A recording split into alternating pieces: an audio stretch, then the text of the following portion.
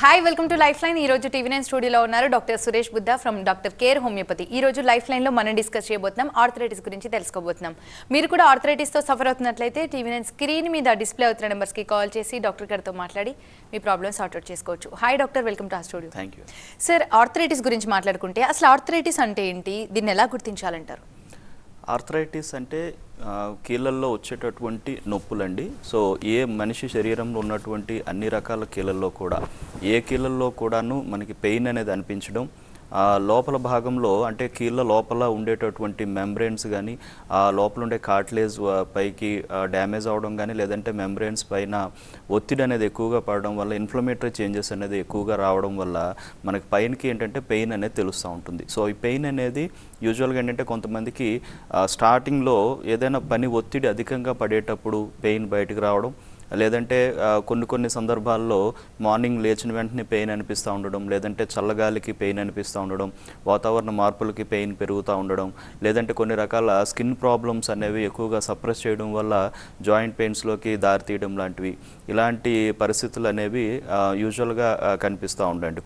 కొన్ని రకాల మన రక్తంలో జరిగే కొన్ని మార్పుల వల్ల కూడా ఇలాంటి కండిషన్స్ వస్తాయి. అలానే మన వ్యాధి నిరోధక శక్తిలో వచ్చేటటువంటి మార్పుల వల్ల కూడా మనకి వచ్చే ఈ కీళ్ళ నొప్పుల్లో వచ్చే అవకాశాలనే ఉంటాయండి. సో ముఖ్యంగా కీళ్ళ మీద పడే ఒత్తిడిని తట్టుకోలేక, లేదంటే కీళ్ళ లోపల భాగం అనేది దెబ్బతినడం వల్ల కానీ, డ్యామేజ్ అవడం వల్ల కానీ, లేదంటే కొన్ని రకాల డీజనరేటివ్ చేంజెస్ గురవడం వల్ల కానీ ఈ యొక్క కీళ్ళ నొప్పులు అనేవి మన శరీరంలో స్టార్ట్ అవుతాయి. సో మనం పనిచేసేటప్పుడు ఒత్తిడిని తట్టుకోలేక కీళ్ళల్లో నొప్పులు అనేవి రావడం, మళ్ళీ సాధారణ స్థితికి రావడం, మళ్ళీ పెయిన్ రావడం, లేదంటే కొద్ది మందిలో ఏదైనా వాటితో పాటుగా ఫీవర్ కానీ మేజర్ ఫీవర్ లక్షణాలు అనేవి కనిపిస్తూ ఉండడం, ఇలాంటి సందర్భాల్లో కూడా మనకి కీళ్ళ నొప్పులు అనేవి అధికంగా కనిపిస్తూ ఉంటాయండి. ఇందులో ఏ కీళ్ళల్లో ఎక్కువగా నొప్పులు అనేవి స్టార్ట్ అయ్యాయి, దానికి జరిగినటువంటి ఇంటర్నల్ చేంజెస్ అంటే పెథాలజీ అంటాం, అది ఏంటనే దాన్ని బట్టి కీళ్ళ నొప్పుల్లో మనం చాలా వెరైటీస్ ఆఫ్ ఆర్థరైటిస్లు మనం చూస్తూ ఉంటామండి. డాక్టర్, ఒబేసిటీ కూడా ఆర్థరైటిస్కి ఒక కారణం అనుకోవచ్చా? మోస్ట్లీ ఒబేస్ పీపుల్లో కీళ్ళల్లో నొప్పులు స్టార్ట్ అవ్వడం అనేది కాకపోతే కాస్త ఎర్లీగా స్టార్ట్ అవ్వడం అనేది కూడా మనకు కనిపిస్తూ ఉంటుంది. బికాజ్ ఓవర్ వెయిట్ వల్ల మనం వెయిట్ బేరింగ్ జాయింట్స్ మీద ఎక్కువగా ఒత్తిడి పడుతుంది. సో ఇది మనకి వయసు పెరుగుతున్న కొద్దీ జనరల్గా వచ్చేటటువంటి డీజనరేటివ్ చేంజెస్ని ఒబేసిటీ అనేది చాలా ఎర్లీగా తీసుకురావడానికి మనకి బాడీకి అవకాశం అనేది ఇస్తుంది. కాబట్టి యూజువల్గా 60 సంవత్సరాలకు రావాల్సినటువంటి చేంజెస్ అనేవి 50 సంవత్సరాలకే రావడం, లేదంటే 45 సంవత్సరాలకే రావడం అనేది మనకు జరుగుతుంది. సో ముఖ్యంగా ఈ అధిక బరువు ఉన్నటువంటి వాళ్ళల్లో ఎక్కువగా వెయిట్ బేరింగ్ జాయింట్స్ అంటే మోకాళ్ళు, లేదంటే తుంటి భాగం, యాంకిల్స్, వీటిల్లో ఎక్కువగా అరుగుదల అనేవి తొందరగా స్టార్ట్ అవ్వడానికి అవకాశం అనేది ఉంటుందండి. సో అరుగుదల అనేటటువంటి కీళ్ళల్లో రావడం అనేది మనకి అంటే ఒక 60 సంవత్సరాలు దాటిన తర్వాత, లేదంటే 50 ఏళ్ళు దాటిన వాళ్ళలో చిన్నగా స్టార్ట్ అయ్యే అవకాశాలు ఉంటాయి. సో అలాంటిది ఒబేస్ పీపుల్ ఏంటంటే చాలా ఎర్లీగా ఇలాంటి చేంజెస్ రావడానికి ఆస్కారం అనేది ఉంటుంది. కాబట్టి సో డెఫినెట్లీ ఒక కైండ్ ఆఫ్ ఆర్థరైటిస్, అందులో ముఖ్యంగా ఆస్టియో ఆర్థరైటిస్ అంటాం, ఇది ఒబేస్ పీపుల్లో తొందరగా డెవలప్ అయ్యే అవకాశాలు అనేవి చూస్తూ ఉంటామండి. కాలర్ లైన్లో ఉన్నారు డాక్టర్, కాల్ తీసుకుందాం. గజ్వేల్ నుంచి వాసు గారు, మీ డౌట్ ఏంటో చెప్పండి డాక్టర్ గారికి. అయితే మేడం, మాకు మోకాలు నొప్పి ఉందండి. మేము హైదరాబాద్ హాస్పిటల్ సిద్ధార్థ శ్రీకర్ హాస్పిటల్లో చూపించుకున్నాం అన్న. ఎప్పటి నుంచి ఉన్నాయి సార్? మాకు దగ్గర 3 సంవత్సరాలు ఏమి అవుతుందన్న మోకాలు నొప్పి. అయితే మేము హాస్పిటల్లో చూపించుకున్నప్పుడు ఎంఆర్ఐ స్కానింగ్ అన్ని తీసారన్న. తీసినాక ఒక బొక్క అరిగింది, మీకు 60 సంవత్సరాలకు వచ్చే వ్యాధి ఇప్పుడు మీకు 33 సంవత్సరాలకు వచ్చిందని చెప్పి అన్నారు. Okay okay. అయితే మెడిసిన్స్ తెచ్చుకున్నాను, మెడిసిన్స్ వాడాము. ఓకే అండి. ఎక్కువసేపు 1 గంట 2 గంటల నుంచి అవ్వాల్సి వస్తే కాలు గుంజుతుందండి. ఓకే అండి. అయితే ఇప్పుడు మరి మెడిసిన్ వాడితే కొంచెం తక్కువైంది, మళ్ళీ మెడిసిన్ బంద్ చేసినాక మళ్ళీ వస్తుందండి. మళ్ళీ దీనికి ఏమైనా ట్రీట్మెంట్ ఏమైనా ఉంటుందంటారండి? Yeah definitely sir.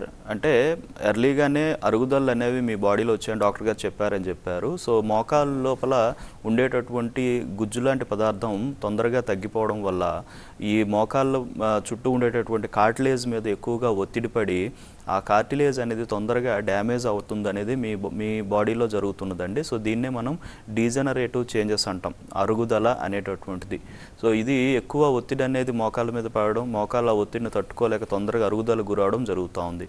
వీటితో పాటుగా మోకాళ్ళ దగ్గర ఉండేటటువంటి తొడ ఎముక అలాగే కాలి ఎముక ఈ రెండు కూడాను రాను తొందరగా వీక్ అవడానికి ఆస్కారం ఉంటుంది. సో వీటికి కారణాలు ఏంటి? ఒకటి, అధిక బరువు ఏమైనా ఉందా, లేదంటే వేరే డిసీజెస్ ఏమైనా ఉన్నాయా, లైక్ డయాబెటీస్ కావచ్చు, థైరాయిడ్ కావచ్చు, లేదంటే మన బాడీలో డెఫిషియన్సీస్ ఏమైనా ఉన్నాయా, మీరు చేసేటటువంటి పని ఒత్తిడులు ఎలా ఉంటున్నాయి, మీ యొక్క లైఫ్ స్టైల్ అంటే మెంటల్ స్ట్రెస్ ఎక్కువ ఉంటుందా, ఫిజికల్ స్ట్రెయిన్ ఎలా ఉంటుంది, వీటన్నిటిని కూడా ఆధారంగా చేసుకునే ఇలాంటివి డెవలప్ అవడానికి ఆస్కారం అనేది ఉంటుందండి. సో తొందరగా డెవలప్ అయినటువంటి ఆర్థరైటిస్, దీన్ని ఆస్టియో ఆర్థరైటిస్గా చెప్తాము.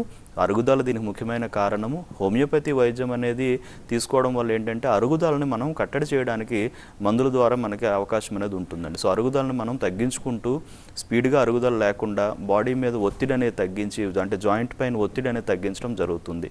తద్వారా కార్టిలేజ్ డ్యామేజ్ అనేది మనకి కుదుటపడుతుంది, మనకి పెయిన్ అనేది పూర్తిగా నయమవుతుంది, మన డే టు డే యాక్టివిటీస్కి ఇబ్బంది లేకుండా ఉంటుంది. ఎర్లీగా రావాల్సినటువంటి ఇబ్బంది మనం ఆపడానికి హోమియోపతిలో డెఫినెట్లీ మనకి మార్గం అయితే ఉందండి. సో హోమియోపతి మెడిసిన్స్ అనేది వాడడం అనేది ఇటువంటి పరిస్థితుల్లో చాలా అవసరం. అంటే చాలామంది ఏంటంటే లైక్ ఏదైనా అంటే నొప్పికి సంబంధించినటువంటి మెడికేషన్స్ వాడడం, తాత్కాలిక ఉపశమనం పొందడం, మళ్ళీ లోపల అరుగుదల ఆగకుండా మళ్ళీ అది కొన్నాళ్ళకి మళ్ళీ ఎక్కువగా సివియర్గా పెరగడం, తొందరగా ఆస్టియోఆర్థరైటిస్లో స్టేజ్ అనేది అడ్వాన్స్ అయిపోవడం జరుగుతూ ఉంటుంది. అలా చేసుకోవడం వల్ల ఇంకా బాడీ డ్యామేజ్ అనేది తొందరగా జరుగుతుంది. కాబట్టి అలా కాకుండా ఇంటర్నల్ చేంజెస్ అంటే లోపల జరిగే అరుగుదలను వీటన్నిటిని కట్టడి చేసుకుంటూనే నొప్పి అనేది ఉపశమనం అనేది తీసుకొస్తూనే నొప్పి లేనటువంటి పరిస్థితిలో తీసుకురావడం అనేది హోమియోపతి ద్వారా చేయొచ్చండి. సో మీరు డెఫినెట్లీ హోమియోపతి మెడిసిన్స్ వాడటం మంచిదండి. కాలర్ లైన్లో ఉన్నారండి తిరుపతి నుంచి. రాజశేఖర్ గారు, ప్రాబ్లం ఏంటో చెప్పండి డాక్టర్ గారికి.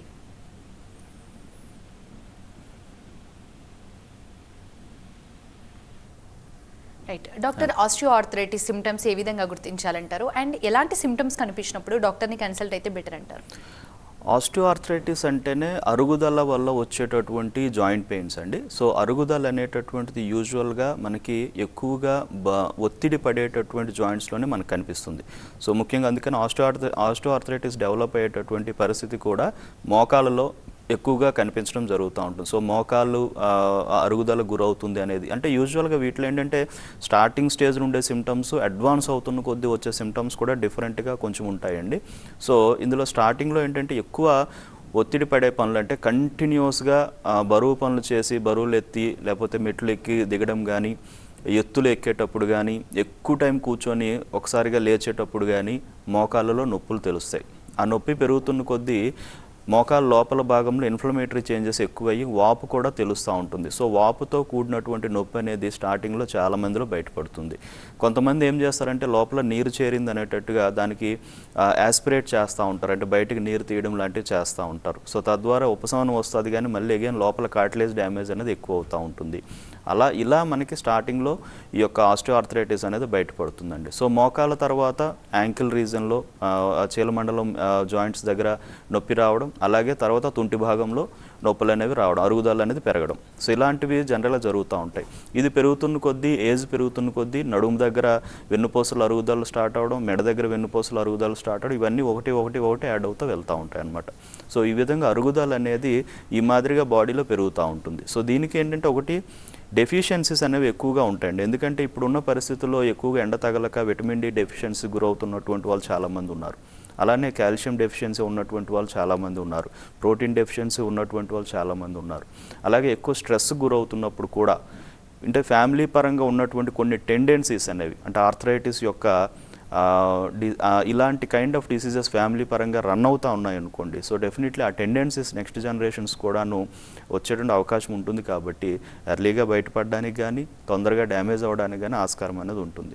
సో ఈ విధమైనటువంటి పెయిన్ లేదంటే వాపు, నడిచేటప్పుడు ఇబ్బంది రావడం, కూర్చొని లేచేటప్పుడు ఇబ్బంది రావడం, ఇలాంటి పరిస్థితి కానీ మనకి మోకాల్లో కనిపిస్తున్నాయంటే కనుక డెఫినెట్లీ ఇమీడియట్గా డాక్టర్ని కన్సల్ట్ అవ్వాల్సిన అవసరం అనేది ఉంటుంది. సో స్టార్టింగ్లో ఏమైనా ఇన్వెస్టిగేట్ చేసుకుంటూ సిమ్టమ్స్ అన్ని చాలా క్లియర్గా తీసుకుని డయాగ్నోస్ చేసి మెడికేషన్ తీసుకుంటే కనుక తొందరగా అది అడ్వాన్స్ అవ్వకుండా మనం హోమియోపతి ద్వారా ఆపడానికి ఆస్కారం అనేది ఉంటుంది. డాక్టర్, కొంతమందిలో చూస్తుంటాం ఆస్టియో ఆర్థరైటిస్తో సఫర్ అవుతున్న వాళ్ళకి రుమటాయిడ్, గౌటి, పాలి ఈ ఏ ఆర్థరైటిస్ అయినప్పటికీ గిడ్డినెస్ ఎక్కువగా గమనిస్తుంటాం. ఇది నిజంగా ఎందుకు అవుతుంది డాక్టర్? ఇది ఇలా జరగడానికి కారణం ఏంటంటారు? గిడ్డీనెస్కి అనేది సో మెనీ రీజన్స్ అండి. సో ముఖ్యంగా ఏంటంటే ఆర్థరైటిస్లో కొన్ని రకాలు, అంటే ఈ మెడ దగ్గర జరిగినటువంటి వెన్నుపూసల్లో వచ్చేటువంటి అరుగుదలలు కావచ్చు. సో వీటి వల్ల ఏమవుతుందంటే నరాల మీద, అంటే డిస్కులు అనేవి మెడ దగ్గర ఉండే డిస్కుల్లో కదలికలు అధికంగా వస్తాయి. దాన్నే డిస్క్ బల్జెస్ అంటాం.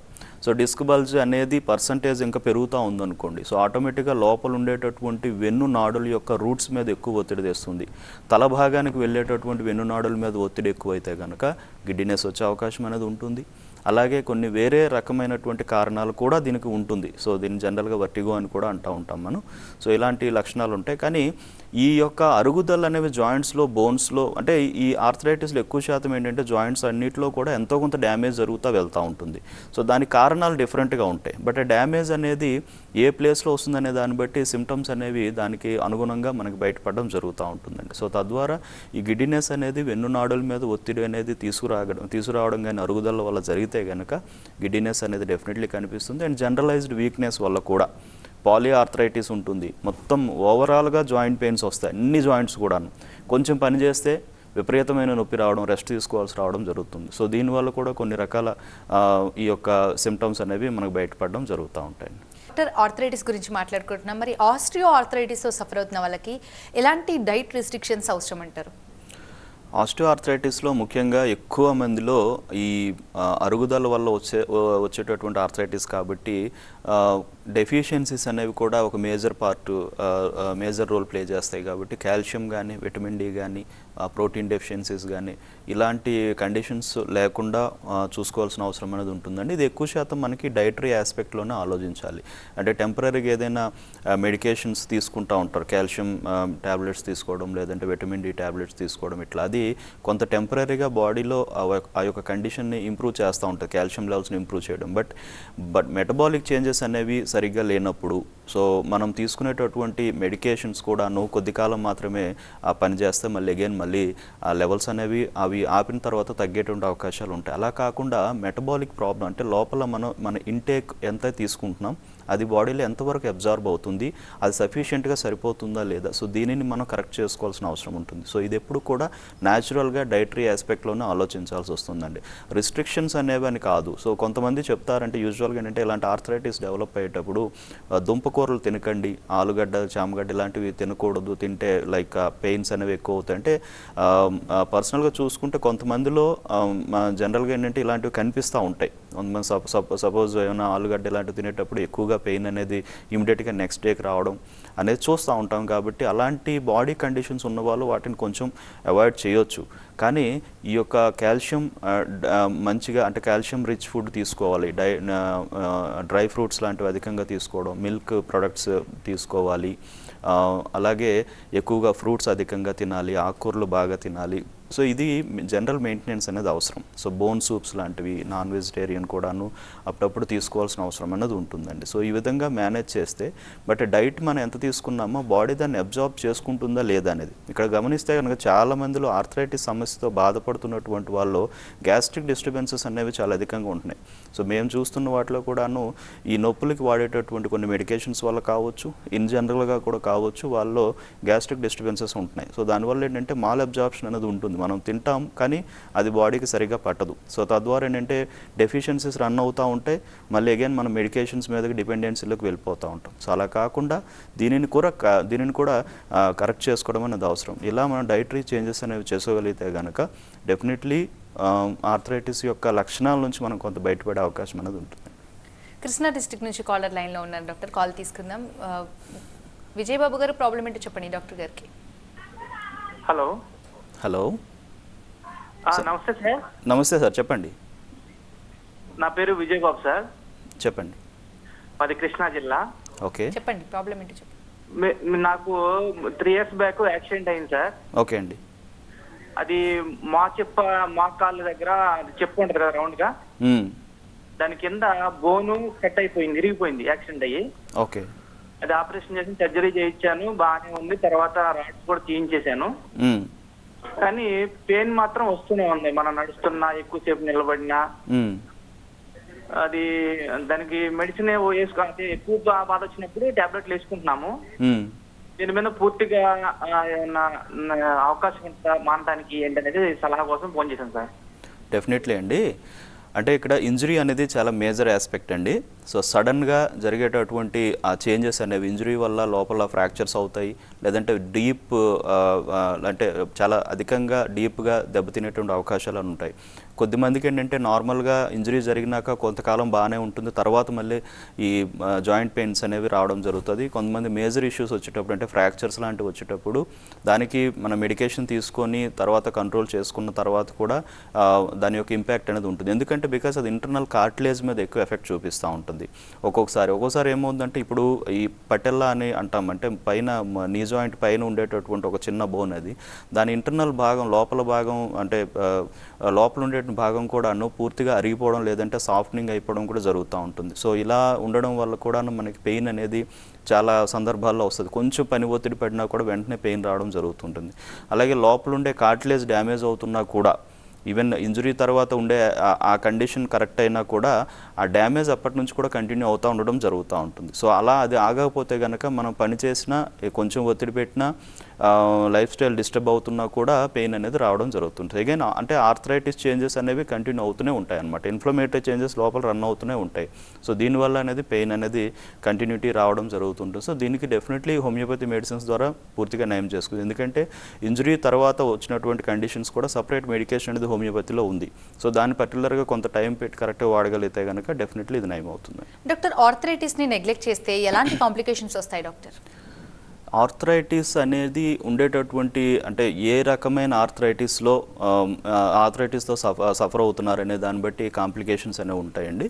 సో ముఖ్యంగా ఆస్టియో ఆర్థరైటిస్ అయితే కనుక పూర్తిగా జాయింట్స్ అనేది బాగా ఎక్కువగా అరుగుదలకు గురవుతూ మిగతా జాయింట్స్లో కూడా అరుగుదలలు వస్తూ మోకాళ్ళు వంగిపోయేటువంటి అవకాశాలైనా ఉంటాయి. సో నడిచేటప్పుడు నడవలేని పరిస్థితి రావడం వల్ల మన పనులు మనం చేసుకోలేని దుస్థితికి కూడా మనం వెళ్ళే అవకాశాలు ఉంటాయి. ఇది మేజర్గా వచ్చేటటువంటి కాంప్లికేషన్. సో బోన్స్ కూడాను మెత్తబడడం జరుగుతూ ఉంటుంది. ఆస్టియోమలేషియా లాంటివి కూడా డెవలప్ అయ్యే అవకాశాలు కూడా మనం చూస్తూ ఉంటాం. సో ఇది ఒకటి. అలానే మిగతా ఆర్థరైటిస్లో కూడాను లైక్ ఆటో ఇమ్యూన్ కండిషన్స్ అయినటువంటి రుమటాయిడ్ ఆర్థరైటిస్ కానీ అందులో కూడా మనకి కాంప్లికేషన్స్ చాలా సివియర్ కాంప్లికేషన్స్ అన్న వస్తాయి. ఎందుకంటే పూర్తిగా జాయింట్స్ అనేది డీఫామ్ అయిపోయే అవకాశాలు, అంటే జాయింట్స్ అనేవి పూర్తిగా వంగిపోతాయి.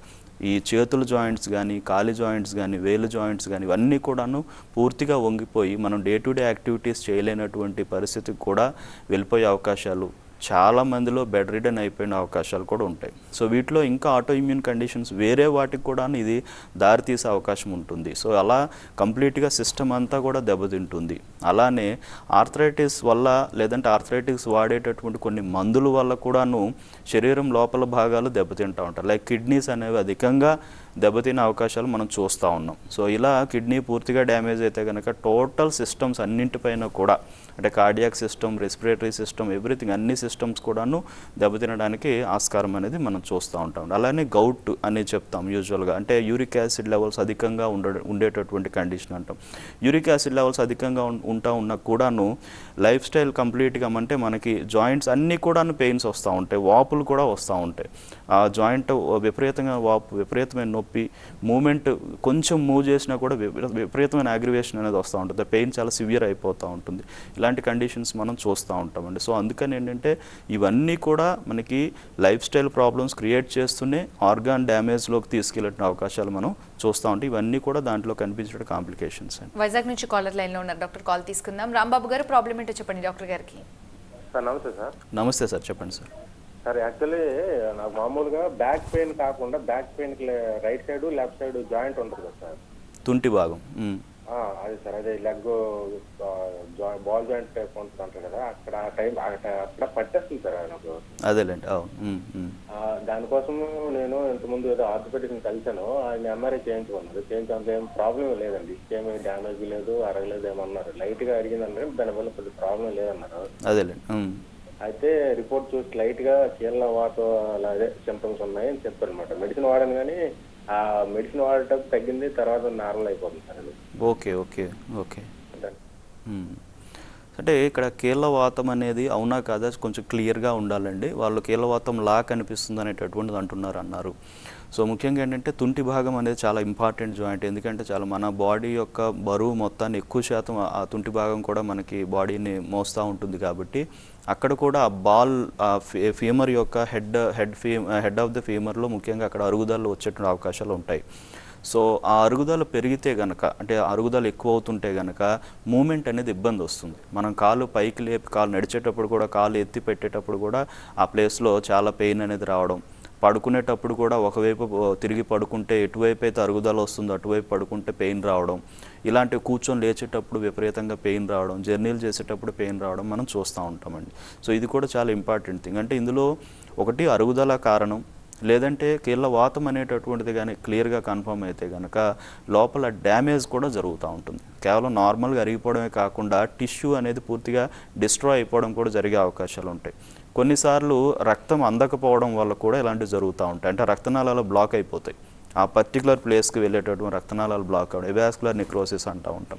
సో వీటి వల్ల కూడాను తుంటి భాగం మీద విపరీతమైన ఒత్తిడి పడి తుంటి భాగం దగ్గర ఉండేటటువంటి టిష్యూ అనేది డ్యామేజ్ అవుతుంది. సో ఆ డ్యామేజ్ అనేది మళ్ళీ బాడీ దాన్ని ఇమీడియట్గా రికవర్ చేసుకోలేదు కాబట్టి నార్మల్గా చాలా సివియర్గా ఇబ్బంది అనేది మనకి క్రియేట్ చేసే అవకాశాలు అనేవి ఉంటాయండి. సో మన లైఫ్ స్టైల్, అంటే మనం చేసే డే టు డే యాక్టివిటీస్ మీద కూడా చాలా విపరీతమైన ప్రాబ్లం అనేది క్రియేట్ చేస్తుంది. సో దీనిని ఒకసారి మీరు ఆ ఎంఆర్ఐ రిపోర్ట్స్ అన్నీ మీరు తీసుకెళ్ళి చూపించగలిగితే కనుక క్లియర్గా అది ఆర్థరైటిస్ యొక్క లక్షణాల ఇంకోటి అనేది డయాగ్నోస్ చేసి దాన్ని బట్టి మెడికేషన్ ఇస్తామండి. సో డెఫినెట్లీ ఈ ప్రాబ్లం నుంచి బయటపడతారు. Right, thank you doctor, thanks for being here. ఇది వాటి లైఫ్ లైన్ చూస్తూనే ఉండండి TV9.